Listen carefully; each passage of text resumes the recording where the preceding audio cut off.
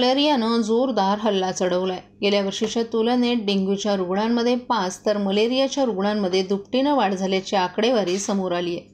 गेल्या 25 दिवसात ठाणे शहरात डेंग्यूचे 33 तर मलेरियाचे एकूण 126 रुग्ण आढळले असून कोपरीत डेंग्यूने एका तरुणाचा बळी घेतल्यानं पालिकेच्या आरोग्य विभागाच्या कारभारावर प्रश्नचिन्ह उपस्थित झाले। ठाण्यात ताप, थंडी, सर्दी आणि साथीच्या आजारांचे रुग्ण वाढलेत। ऐन सणासुदीला या आजारांनी डोकं वर काढल्यानं ठाणेकरांचं टेन्शन वाढले।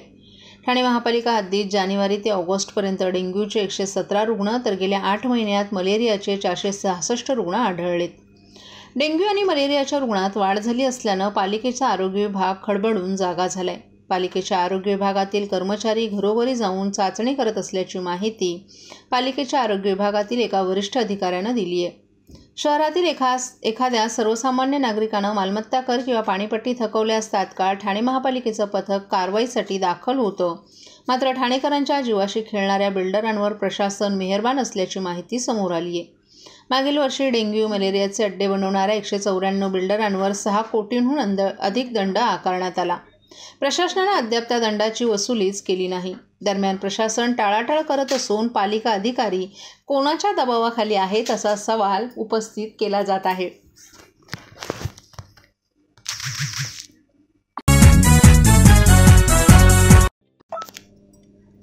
ठाणे महानगरपालिकेला मेसेस्टेम प्राधिकरणाकडून होणारा पाणी पुरवठा बुधवार दिनांक 28 ऑगस्ट रोजी सकाळी 9 वाजल्यापासून गुरुवारी सकाळी 9 वाजेपर्यंत 24 तासांचा शटडाऊन घेऊन त्यांच्या योजनेतील दैनंदिन देखभाल दुरुस्तीच्या महत्त्वाच्या कामांकरिता पाणी पुरवठा बंद ठेवण्यात येणार आहे। तथापि ठाणे महापालिकेच्या स्वतःच्या पाणी पुरवठा योजनेचं नियोजन करून टप्प्याटप्प्यानं ठाणे शहरात एक वेळ पाणी पुरवठा सुरू ठेवण्याचं नियोजन करण्यात आले। परिणामी घोडबंदर रोड, पवारनगर, आझाद नगर, डोंगरीपाडा, वाघवेळ, कासरवडवली, विजयनगरी, विजय पार्क, राम मंदिर रोड, मानपाडा, टिकुजनीवाडी, हिरानंदानी इस्टेट, ढोकाळी, यशस्वी नगर, मनोरमा नगर, माजिवडा, कापूरबावडी, सोहम इस्टेट, उन्नती, सुरकुरपाडा, जयभवानी नगर आणि मुंब्रा रेतीबंदर आदी ठिकाणचा पाणी पुरवठा बुधवारी 28 ऑगस्ट रोजी सकाळी 9 ते रात्री 9 पर्यंत बंद राहील आणि Samta Nagar, ऋतुपार्क, Siddheshwar, Akruti, Dosti, Viviana mall, Vartaknagar, Rustomjee, Nehrunagar, Kisan Nagar number 2, Eternity, Johnson, jail Saket आदी ठिकाणचा पाणी पुरवठा बुधवारी रात्री 9 ते गुरुवारी सकाळी 9 वाजेपर्यंत बंद राहील। अशा रीतीनं टप्प्याटप्प्यानं एक वेळ पाणी पुरवठा सुरू ठेवण्याचं नियोजन करण्यात आले। या शटडाऊनमुळे पाणी पुरवठा पूर्वपदावर येईपर्यंत पुढील 1 ते 2 दिवस कमी दाबानं पाणी पुरवठा होण्याची शक्यता आहे। तरी नागरिकांनी पाण्याचा योग्य तो साठा करून ठेवावा आणि ठाणे महापालिकेस सहकार्य करावं असं आवाहन ठाणे महापालिकेच्या वतीनं करण्यात आले।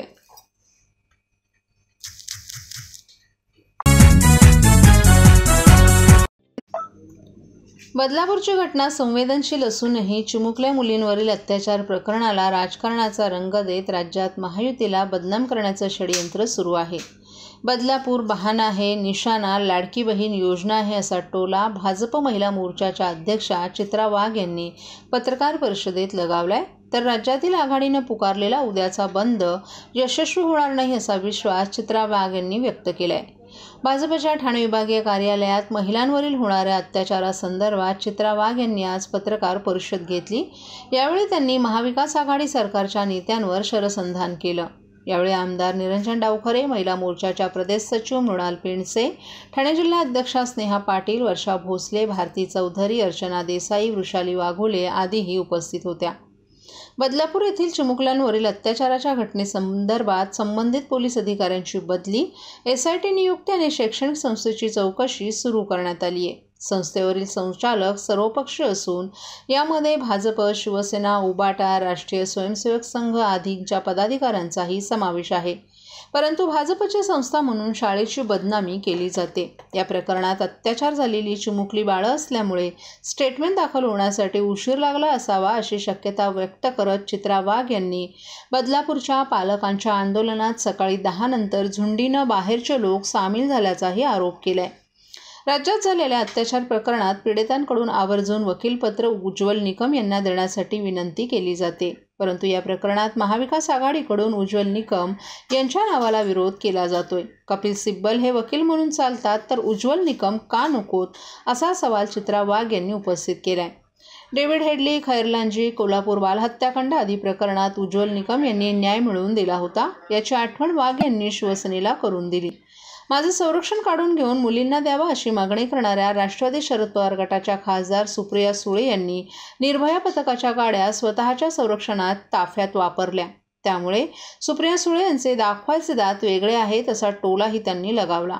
उद्धव ठाकरे मुख्यमंत्रीपदी असताना राज्यात मुलाम महिलांना जिवंत जाळण्यात आलं, त्यांना मदतही दिली नव्हती.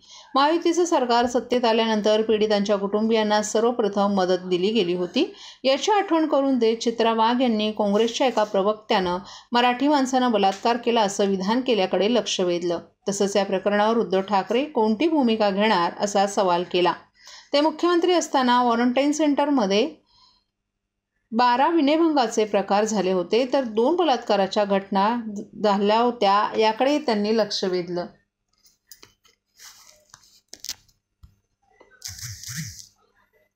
महाराष्ट्रातील भगिनींना आधार देणारी राज्य शासनाची मुख्यमंत्री माझी लाडकी बहीण योजना. या योजनेअंतर्गत अल्प उत्पन्न गटातील 21 ते 65 वयोगटाच्या भगिनींना मिळणार दरमहा 1500 रुपयांची मदत. अर्ज करण्यासाठी 31 ऑगस्ट 2024 पर्यंत मुदतवाढ. कुटुंबाचं वार्षिक उत्पन्न 2.5 लाख रुपयांपेक्षा कमी असलेल्या महिला पात्र. कुटुंबाकडे पिवळं किंवा केशरी रेशन कार्ड असल्यास उत्पन्नाचा दाखला आवश्यक नाही. पांढरं रेशन कार्ड असेल किंवा रेशन कार्ड नसेल तर कुटुंबाचं वार्षिक उत्पन्न 2.5 लाखांपेक्षा कमी असल्याचा दाखला आवश्यक. योजनेसाठीचा ऑनलाईन अर्ज नारी शक्ती दूत ॲपवरून किंवा पोर्टलवर भरता येईल. ज्या भगिनींना ऑनलाईन अर्ज भरता येत नसेल त्यांच्यासाठी अंगणवाडी, ग्रामपंचायत, वॉर्ड ऑफिस, सेतू सुविधा केंद्रामध्ये किंवा आशाताई बचत गटाच्या CRP यांची मदत उपलब्ध. आता आपल्याला अभिमानानं म्हणता येईल, सुखी आणि सुरक्षित आहे माझी लाडकी बहीण.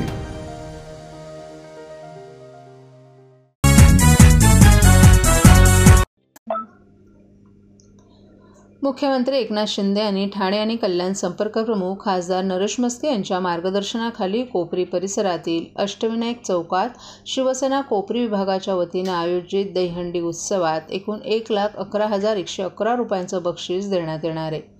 उद्या 27 ऑगस्ट रोजी होणाऱ्या दहीहंडी सोहळ्याला मुख्यमंत्री एकनाथ शिंदे आणि खासदार डॉक्टर श्रीकांत शिंदे यांची प्रमुख उपस्थिती असणार आहे.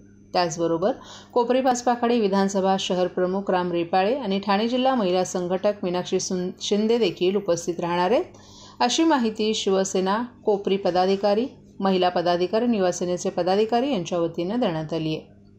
कोपरी परिसरातील अष्टविनायक चौकात दहीहंडी उत्सव मोठ्या जल्लोषात साजरा केला जातो. यंदाचं या उत्सवाचं हे 3रं वर्ष असल्यानं कार्यकर्त्यांमध्ये मोठा उत्साह आहे. यंदा मुंबई ठाण्यासाठी एक दहीहंडी, महिलांसाठी दहीहंडी आणि कोपरीकरांसाठी एक हंडी अशा 3 हंड्या येथे उभारल्या जाणार आहेत.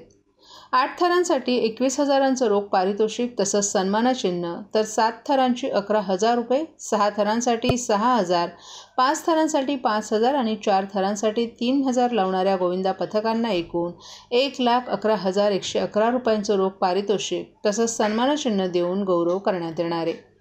याशिवाय स्थानिक गोविंदांना तसंच महिला वर्गासाठी आणि उत्तेजनार्थ पारितोषिकांचं वितरणही करण्यात येणार आहे. गोविंदा पथकांच्या सुरक्षतेसाठी सेफ्टी बेल्ट, रुग्णवाहिका आणि डॉक्टर्स तैनात असणार आहेत. दहीहंडी सोहळ्यासाठी दिवसभर मनोरंजनाच्या कार्यक्रमाचंही आयोजन करण्यात आले. यंदा या हंडी सोहळ्याला राज्याचे मुख्यमंत्री एकनाथ शिंदे आणि खासदार डॉक्टर श्रीकांत शिंदे यांची प्रमुख उपस्थिती असून शिवसेनेचे आमदार आणि सर्वपक्षीय नेत्यांबरोबरच मराठी सिनेनाट्य कलाकारांची उपस्थिती हे या दहीहंडी उत्सवाचं खास आकर्षण असणार आहे, अशी माहिती उपशहर प्रमुख प्रकाश कोटवानी, विभाग प्रमुख संतोष बोडके आणि प्रशांत पाटील यांनी दिली आहे.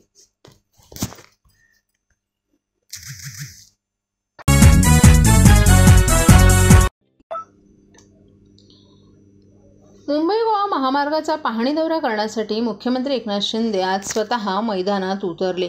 या रस्त्यावर जागोजागी पडलेले खड्डे आणि ते बुजवताना येणाऱ्या अडचणी त्यांनी समजून घेत ते मुंबई गोवा महामार्गाची पाहणी करतायत. काहीही करून गणेशोत्सवापूर्वी हा रस्ता नीट करून वाहतुकीसाठी सुरळीत करावा असे निर्देश त्यांनी संबंधित यंत्रणांना दिले आहेत. तसंच तातडीनं या मार्गावरील खड्डे बुजवण्यासाठी रॅपिड किट सेंटिंग हार्डनर अर्थात M60चा वापर करून हे खड्डे बुजवता येतील का याचाही त्यांनी आढावा घेतला। याबाबत सह्याद्री अतिथीगृहात झालेल्या बैठकीवेळीच त्यांनी संबंधित यंत्रणांना हे रस्ते सुरळीत करण्याच्या सूचना दिल्या होत्या। या सूचनांची कितपत अंमलबजावणी झाली याचाही त्यांनी आढावा या दौऱ्यादरम्यान घेतला। यावेळी खासदार श्रीरंगाप्पा बारणे, आमदार भरत गोगावले, आमदार महेंद्र थोरवे तसंच NHAI पनवेल महानगरपालिका आयुक्त मंगेश चितळे, नवी मुंबई महानगरपालिकेचे आयुक्त कैलास शिंदे, रायगडचे पोलीस अधीक्षक सोमनाथ घारगे, वाहतूक पोलिसांचे वरिष्ठ अधिकारी देखील त्यांच्यासोबत उपस्थित होते।